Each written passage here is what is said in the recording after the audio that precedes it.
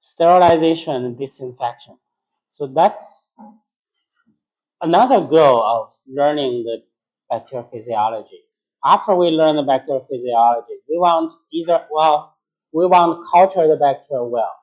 We want isolate and culture them well. Or, you know that some bacteria are not good. They are pathogens. You want to kill them. So this is the chapter. We want to kill them well. We don't want them to grow. We want to control them. So sterilization and disinfection.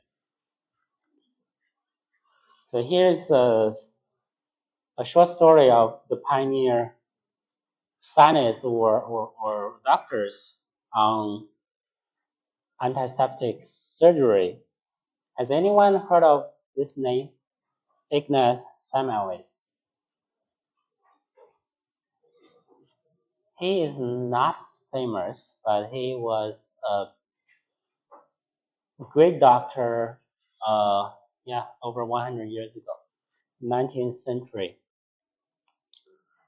Semmelweis was the name in English. I think the pronunciation in his own language is not like this. He was a doctor in Hungary. You know that country in Europe? Yeah, he was a doctor in Hungary over 100 years ago. And he worked in a hospital, women's hospital.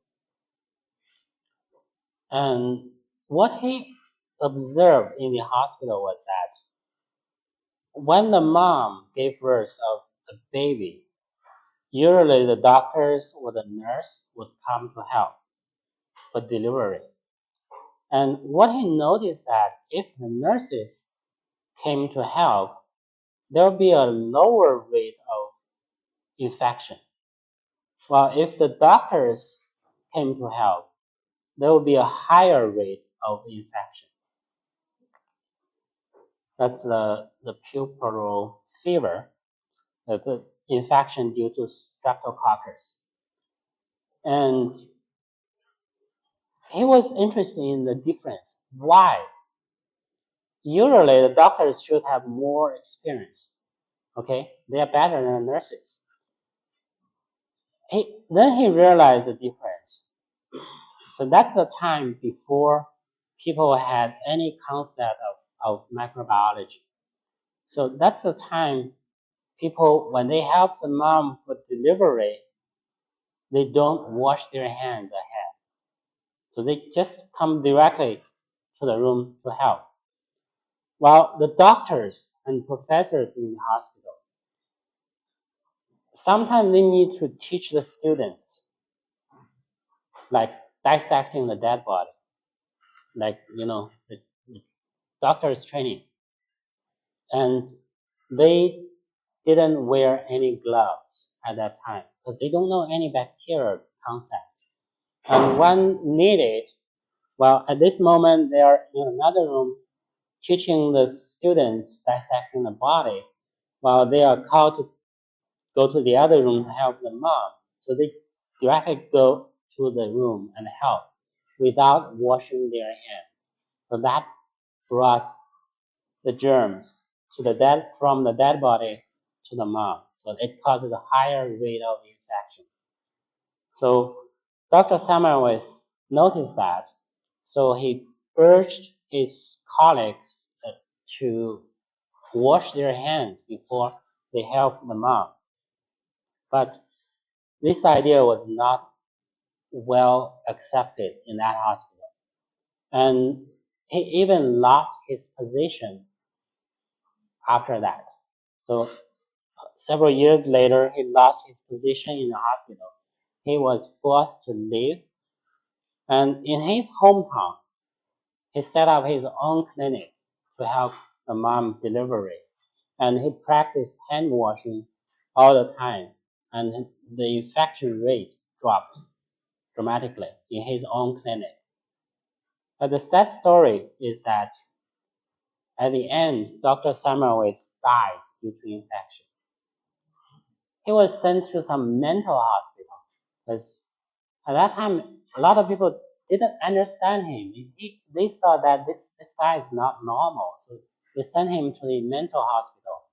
And before he went to the hospital, he had some cut on the hand and got infection, and he died 2 weeks later. That's a sad story, Dr. Semmelweis. He was called the savior of mothers, and so that's the first important doctor or scientist who worked on hand washing or asepsis. And another guy is Dr. Joseph Lister. He was from England, and Joseph Lister was an active person, active doctor, and he liked to communicate with others and publish their work. He tried the antiseptic surgery technique in his own surgery room. They used the carbolic acid, this molecule, carbolic acid, to treat the instruments used in surgery. They even spray the air in the surgery room to kill any bacteria in it. And by practicing this method, the surgery fever or the infection after surgery dropped a lot.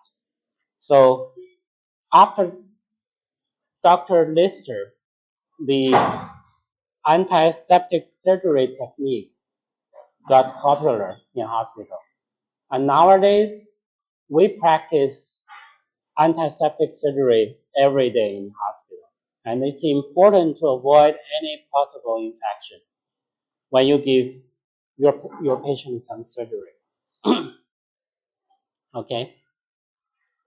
And yeah, in the modern hospital, you need to prepare all the material properly. You should either autoclave them or treat them with some chemical or X-ray or gamma ray to kill any possible bacteria, any possible microbes on it. It's very important. And even for research, if you go to the lab to do some research, and you want a very clean environment, you want all the materials sterile before you use it. Otherwise, it will bring in something you don't understand, contaminate your experiments. So the purpose of sterilization and disinfection is that we want to destroy the pathogen or prevent their transmission, or that we should reduce or eliminate the microorganisms responsible for the contamination of our food, water, and other substances. So that's the purpose of sterilization and disinfection. Okay, here are some terms we want to understand accurately. Sterilization, disinfection, antisepsis, asepsis. Before you learn these terms, probably they sound similar, right? Even in English, right? But the meaning of these words are different. First one is sterilization. Let's check the definition of this one. Sterilization is a physical or chemical process. Okay, you can use either physical or chemical method that completely destroys or removes all forms of life, of microbial life, including pathogenic one or non-pathogenic one, and also including spores. So this is the most complete method. You destroy all form of microbial life, no matter it's a pathogen or not, no matter it causes disease or not. We just kill them. So this is the most complete method, sterilization. And most useful method, most popular method nowadays in the lab is this one. Does anyone know the name of this one?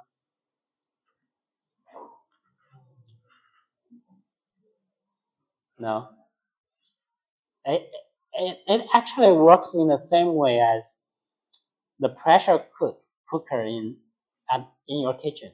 So this we call autoclave. Autoclave, when you close the door, you lock the door so that the temperature and pressure inside the machine could increase. The temperature can be over 121 or even 134 degrees, so that it's much higher than boiling water. And that high temperature would kill all form of life in it, autoclave. And for research, when we prepare material for experiment, we need to use this autoclave. Okay, another term is called disinfection. Okay, sterilization, the word is based on the first part, sterile, right? Sterile means nothing in it. While disinfection, first is this. What's the meaning of this? Remove or get rid of it, right? While infection means you are removing something which can cause infection, right? So disinfection is the process or act of destroying pathogenic microbes capable of giving rise of infection. The example of this is that, well, in the classroom, we want to keep the classroom clean. It's possible that on the surface, it contains some pathogenic bacteria. So we want to kill them or get rid of them. So we can use the swipe to clean it. And in the swipe, it might carry this material called disinfectant. Usually we have some chlorine material in it to swipe the surface. So that's the product used to kill microorganisms on some surface, inanimate surface like the table. They cannot be necessarily kill spores. So you just kill most of the vegetative bacteria or pathogenic bacteria, but it does not guarantee to kill spores. So disinfection is not as complete as sterilization, right? Sterilization, you kill all form of life, but disinfection, you only kill the pathogenic microorganisms. Okay, the next term we want to learn is antisepsis. Antisepsis is the method to inhibit or eliminate the growth of microbes on skin or other living tissues. The microbes do not necessarily die. So this is different from disinfection. Because disinfection, you treat some surface, inanimate surface, okay, like the table or bench, okay? But antisepsis, you treat what surface? Skin or living tissue. So you apply some material on your own skin, and this material should be safe, right? You want to use some mild chemical on the skin or other tissue, and should be not toxic to human. Should be safe and not toxic when you treat the skin.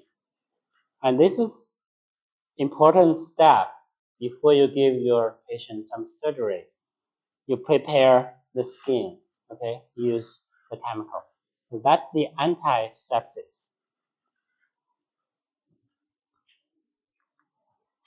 Asepsis, another term. It means the state of being free from organisms or preventing contact with microorganisms. So this is the normal scenario in the surgery room right now. And you can see that this condition is well designed.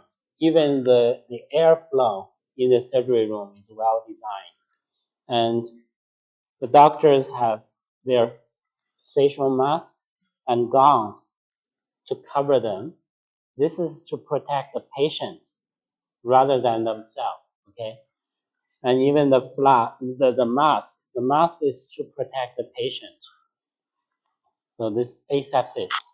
And nowadays we practice surgery in a standard way so that we can avoid any possible infection. And the term asepsis often refers to those practices used to promote or induce asepsis in an operative field, in surgery or medicine to prevent infection. Okay. And yeah, in future years, you will join the hospital, join the doctors to get your further training there. So you want to follow their roles and practice according to their roles so that you have your patients protected well. The next, we'll talk about the methods to carry out sterilization and disinfection. We can use different methods, either physical methods or chemical methods, and we'll learn this in detail. First, we'll introduce the physical methods to induce sterilization or disinfection. This includes heat, radiation, filtration, freezing, and also ultrasound. We'll talk about this in detail. The first one, heat. What's the meaning of heat? Yeah, exactly, high temperature. So when we talk about heat, we increase the temperature. Why the high temperature can inhibit microorganisms or kill them? Yeah, one simple reason is that the proteins. And in the living cells, they rely on the proteins in the native form to function, enzymes in the native form to function. But if you increase the temperature, the folding of the protein will change. And this process we call denature. If the protein is not in its native structure, we say that it's denatured. When it's denatured, it's not functional, so we kill them.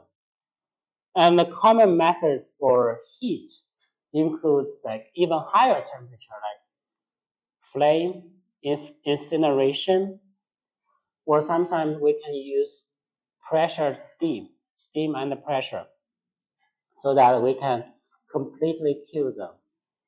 And before we talk about any killing of microorganisms, we should mention that again that bacteria can be in two different states. They can be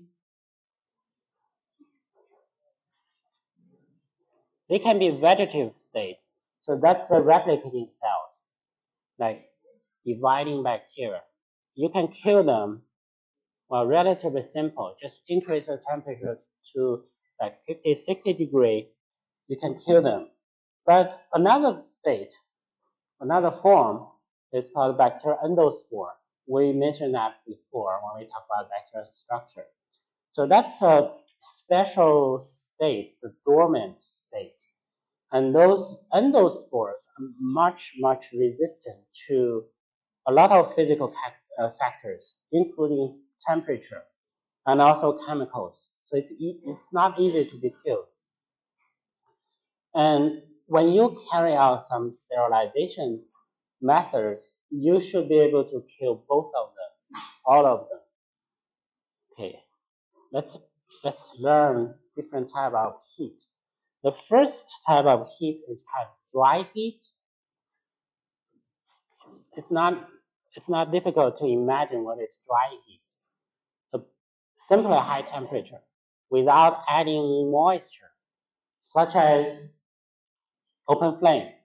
You put something in fire, okay? That's the flame, the flaming.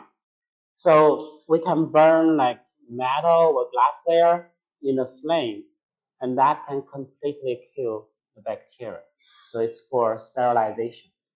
And also incineration, okay? This word probably it's not easy for us to understand. Incineration is this way. It's a furnace, okay, with a lot of fire in it, okay? Then we put the material inside the furnace to completely burn it into ashes. So this is incineration. So this is a common way we treat the medical waste from hospital or the biohazard laboratory waste generated from our lab. Because in those waste, it might contain like the animal serum, like live bacteria or live cells, and they are potential dangerous material. So we need to put those material into this furnace to burn them into ashes. This is incineration. Next one is hot air sterilization. Hot air sterilization. You can actually do it at home. Does anyone have a baking oven at home right now? No? You don't have it in your apartment? You can you can ask them to provide one, because you can bake some cake or something, okay? Basically it's the same thing, okay? You can turn it on, the temperature inside the oven will increase. So we can bake some material like metal instruments, glassware, which are resistant to heat. We put it into oven, then we bake it for a long time. Like usually you can set 2 hours at 160 degrees to bake the glassware. And that after baking, the glassware will be sterile. Or I used to treat the glassware with the oven. I use a higher temperature, like 200, over 200 degrees for 4 hours.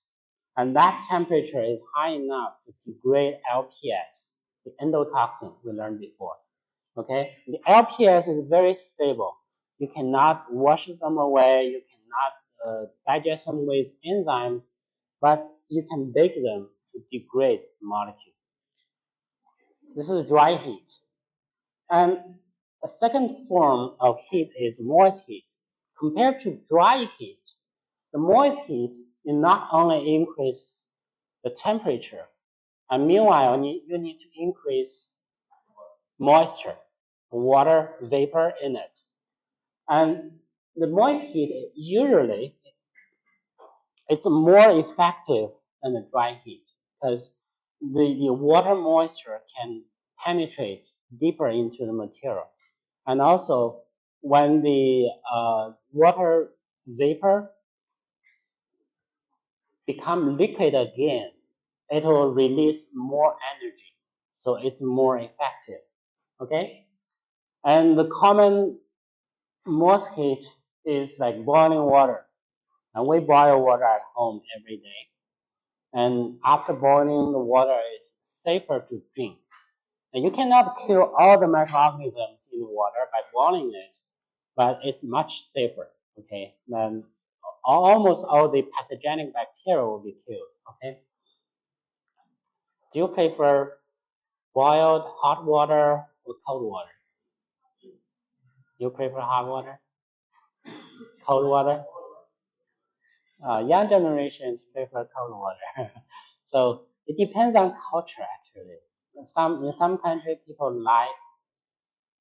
like boiled water or hot water, while in some countries, especially the Western countries, they prefer the cold water.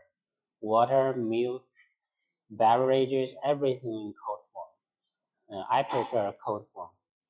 But for tea, you like hot tea, right? Yeah. So this is boiling water. And you can use another method called pasteurization. And we learned that before. This method was invented by Dr. Louis Pasteur, so after his name. Pasteurization. This is a pasteurization machine in a modern factory, the industry factory. They use this machine for pasteurization of liquids such as milk, beer, wine, and in this method, the temperature is not very high. It should be like 72 degree or 63 degree. mild temperature, and you treat the material for like 72, 71.6 for 15 seconds. It's that like a blink. While at lower temperature, you treat it for like 30 minutes. This can kill most of the vegetative bacteria, but also it preserves the flavor of the beverage, such as the milk. So after treated, the milk still tastes like milk. Okay, you don't denature the protein in milk. Okay, a third method is called autoclaving. So with this machine, this is autoclave.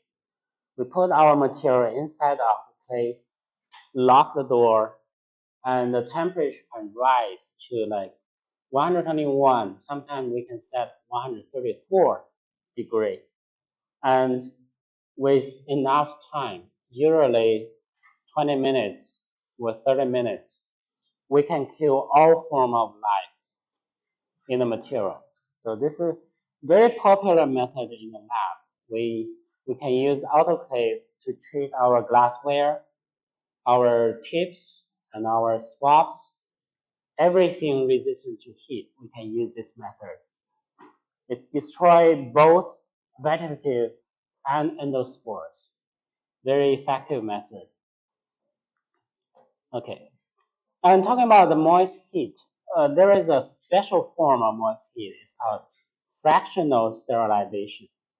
Fractional sterilization is used for materials which cannot be heated above 100 degrees. So if in this material it contains some molecule which will degrade, will inactivate it above 100 degrees, what we can do is that for the first day, on the first day, we boil the material at 100 degrees for some time. And this boiling will kill the vegetative cells. And after that, we incubate the material at 37 degrees overnight. This will give it some chance for the endospores to germinate. Then we boil again to kill the newly germinated cells. And after that, we incubate at 37 degrees to allow the rest endospores to germinate. And then we heat at 100 degrees again.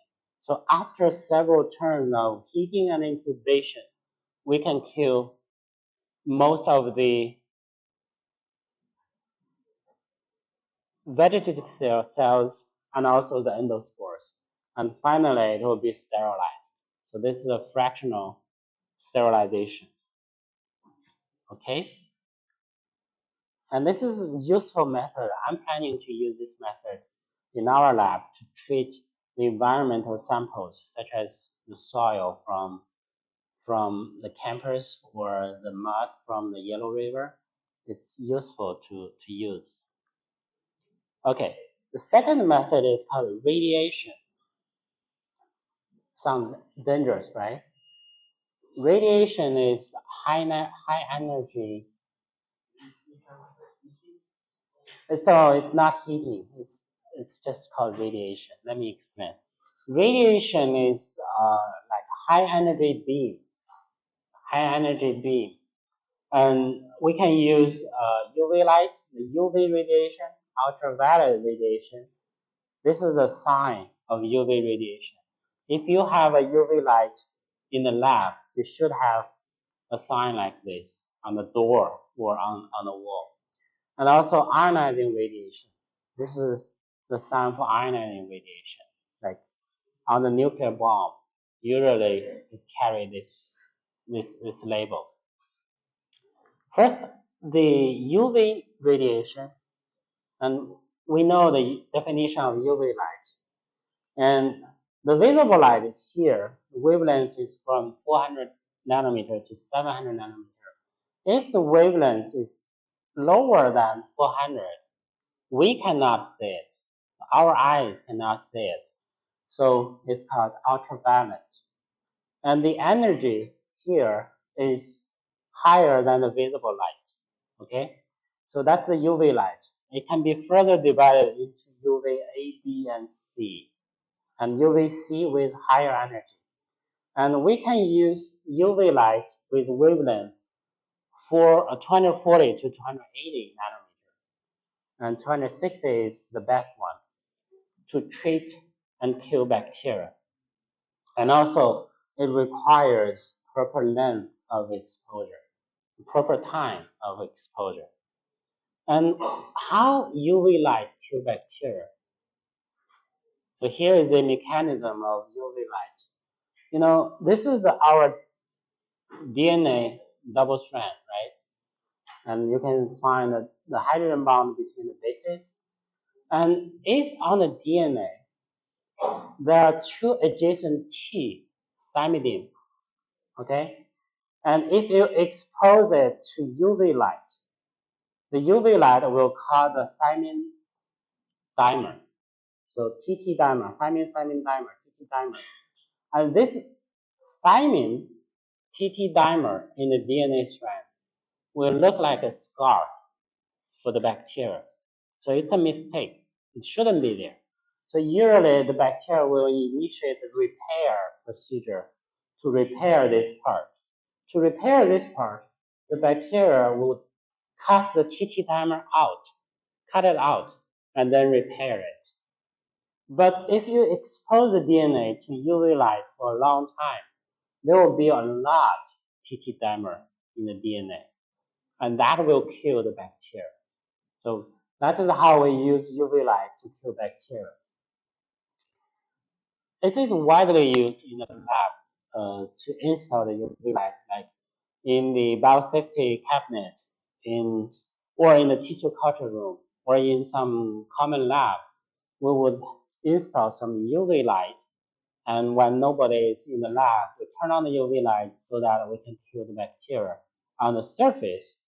But we should notice that UV sterilization can only be used for the air, like in a room, for the air, or some surface.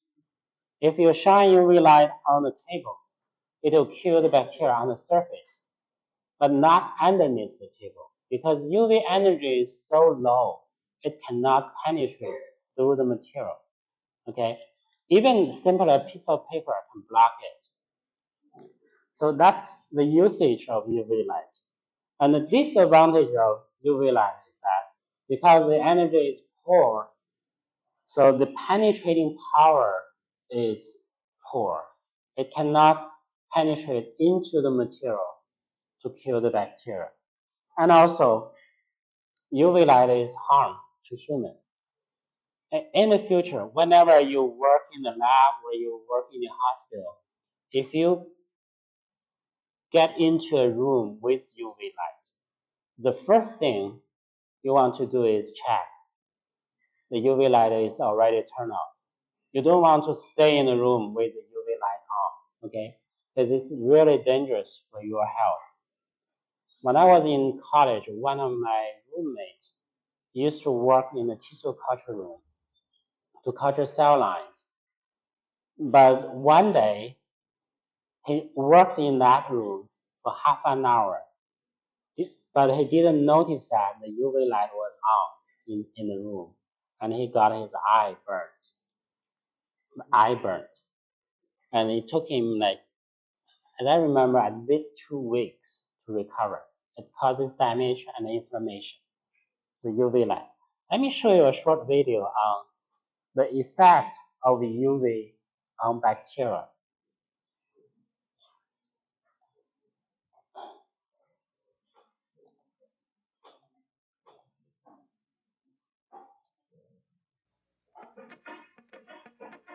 Good.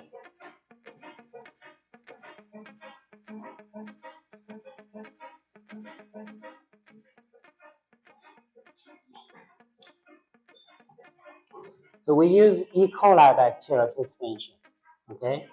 And we spray, plate the bacteria on the surface of the plate.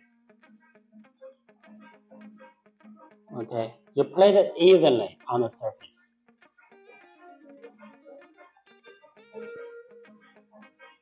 Several times. Okay? Then you cover half of the plate with a piece of paper. Okay? Then expose to UV light for different time. The first time was 15 seconds. Okay? Then you incubate the plate overnight and see what will happen. Okay. Put the dish in incubator. After 22 hours, you can see that there are still bacteria on the half of the plate exposed to UV light, which means that 15 seconds is not long enough. This is 30 seconds. Only several colonies survive. This is 30 seconds. And 1 minute.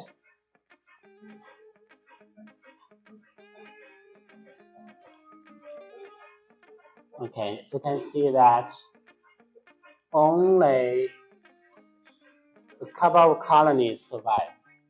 Okay.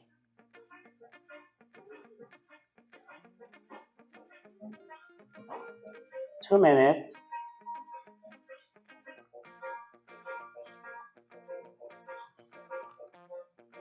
Yeah, this time no bacteria survived.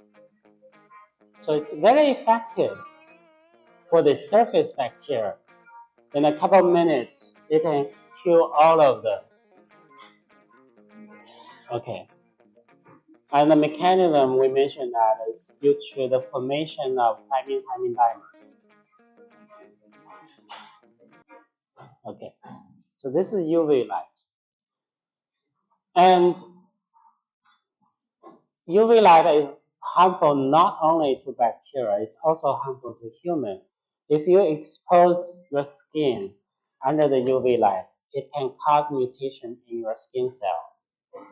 And sometimes it can cause skin cancer, especially for those guys who have pale skin color. You don't have enough melanin to protect you.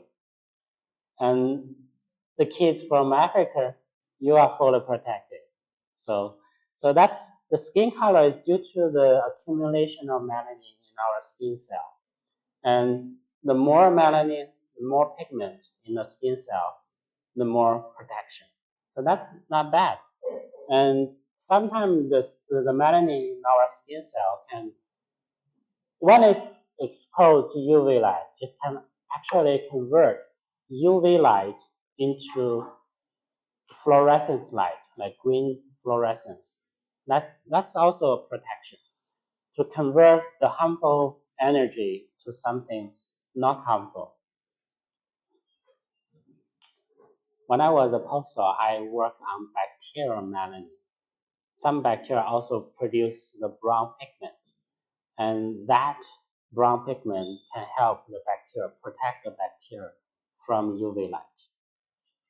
So it's interesting. Okay, the second type of radiation is ionizing radiation. Ionizing radiation is the radiation with higher energy, so which can break the chemical bond. So we call it ionizing radiation. It includes X-ray and also gamma ray. The gamma ray energy is so high, it can easily pass through this table or your body. So to block the gamma ray, you need the lead material, very thick lead material to, to, to block the gamma ray. Okay? And we can use this ionizing radiation. It's very useful actually for like modern hospital and medicine. We can use it to sterilize pharmaceutical material, such as like the disposable medical supplies. In the hospital nowadays, we use the plastic syringes. Plastic syringes, you cannot autoclave it, but you can use the ionizing radiation to kill or sterilize those material. And also, the surgical gloves the surgeons use, catheters, and sutures. Those materials cannot stand the high temperature, but we can use ionizing radiation to treat them. Okay, another method is called filtration.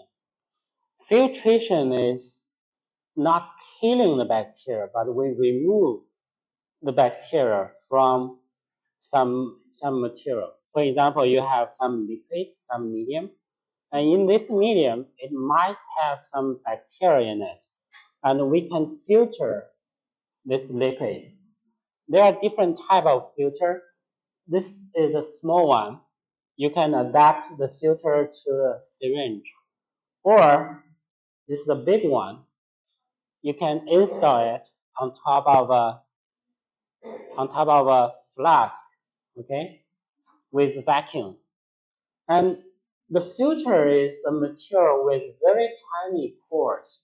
The pore is only 0.22 micrometer, or sometimes you can use 0.45 micrometer, which is smaller than most bacterial cells, so that the bacterial cell cannot pass through the pores. And after filtration, the filter will block the bacterial cell so that the path through will be bacterial free. Here is an example of the filter. So this is the filter we use to filter some liquid. And this little black dots, these are just the pores on the filter of the material. And those spheres here, these little balls, are the bacteria blocked by the filter. So by filtering the liquid, the filter can block the bacterial cell. So the flow through will be bacterial free. But this filter cannot block viral particles because viral particles are much smaller than the pores. And also, it cannot block L-form bacteria. We learned L-form because L-form does not have the cell wall, so it's not rigid. It's flexible. It can pass through the pore. It cannot block the mycoplasma.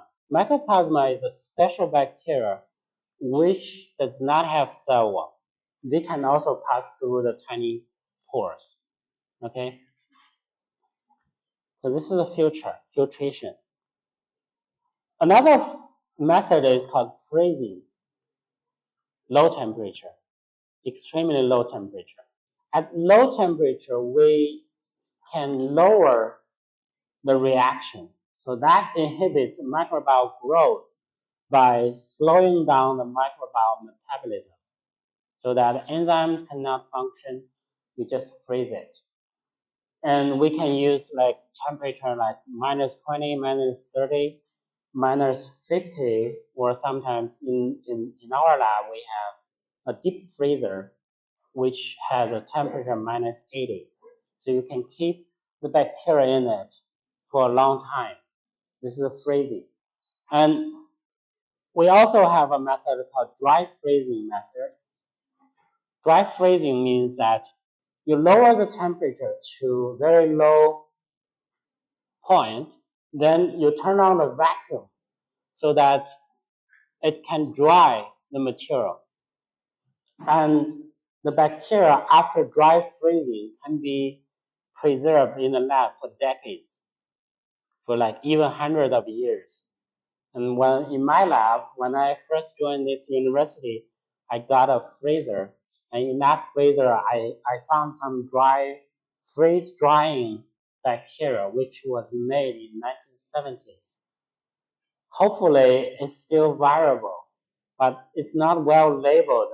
I finally put it into the baking oven to kill them because I don't know what they are. It's not well labeled, but it's freeze drying bacteria. So that's a common method. We preserve or store the bacteria for a very long time. Okay, so previously we introduced the physical methods. The rest we introduce the chemical methods. Chemical methods for sterilization and disinfection. The reason why we can use certain chemical to kill bacteria is that, well, maybe some chemical can damage the lipid. You know, the lipid is the major material on the membrane, so that it can damage the membrane, makes the cell leakage, or it can denature the protein on the membrane, so we can kill the bacteria. Or some chemical can denature the microbial enzymes, maybe the enzyme inside the cell, to kill them. So based on this, we can use several groups of chemicals to kill bacteria. The first one is called alcohols. Not only make you happy, alcohols, okay? It can also kill bacteria. Like usually we use 70% alcohol. You can use both ethanol and isopropanol. In China, the ethanol is more popular than isopropanol. What's the major product in your country? Do you know? Ethanol? Ethanol. Okay. Ethanol is a product of fermentation from grain or starch. So ethanol is effective, but the problem of ethanol is that it evaporates fast. So it's not as effective as isopropanol. Isopropanol is the alcohol with 3 carbon. So it's more effective than ethanol. And in some countries, the isopropanol is more popular than ethanol. But in China, ethanol is more popular. They have no effect on the endospores. So the alcohols cannot kill the endospores. And they are not very effective on the non-envelope virus, because alcohol functions by dissolve the membrane, while the non-envelope virus, they don't have the membrane envelope, so it's not very effective. Like it's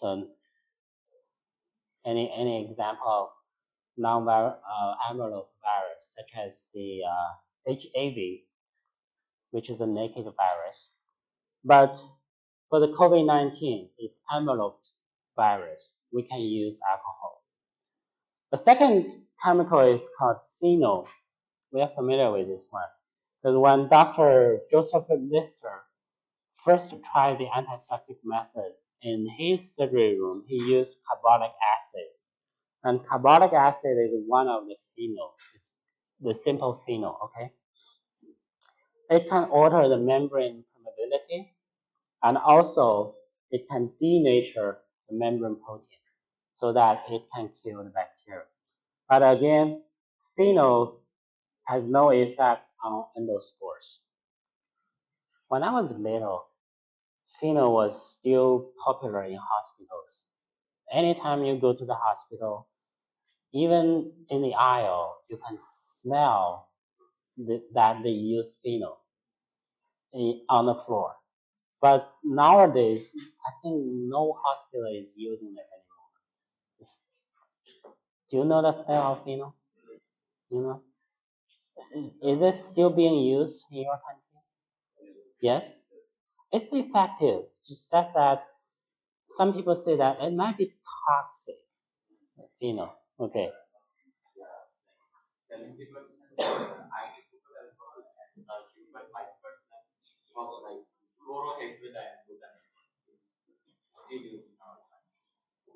Uh,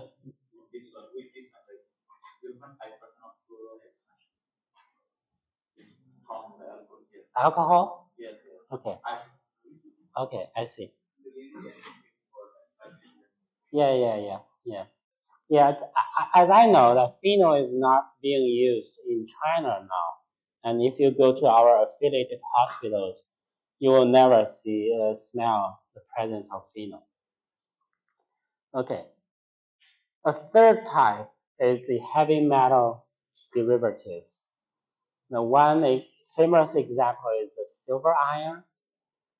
And in history, we know that humans have been used silver material for a long time, and they can make silver container to preserve food for a longer time. Like you put the wine in a silver container, which can last longer. And because the silver container can release silver iron, and that can kill the bacteria. But again, it has no effect on endospores. And we can use the oxidative material, such as peroxides, like hydrogen peroxide, iodine, and also chlorine material. They are high oxidative material, and that can also kill bacteria. And they are effective on endospores. And for example, you can use the chlorine material in the kitchen to kill bacteria. And it's popular. The brand name in China, I told you before, is 84. The brand name. It's just a chlorine solution. The last type of chemical is the aldehyde. Aldehydes is the material which can denature the protein so that it can kill the bacteria. And nowadays in the hospital, or no, in our lab, we use two different types of aldehydes. One is a glutaraldehyde, the other one is formaldehyde. And both of them functions well in the lab. We treat the cell with glutaraldehyde. It can just freeze the cell in its native structure. And after that, we can examine the subcellular structure of either the cell or the bacteria. So it can kill both the vegetative bacteria and also the endospores. It can also inactivate viruses, aldehydes. Okay, we have more. I do have some more video material for each lecture, but I don't know how to share with you because they are much bigger files. If you want, I can put the file on this computer so that you can come and copy those files, okay? Yeah, so that's for disinfection and sterilization. And probably we can have a break.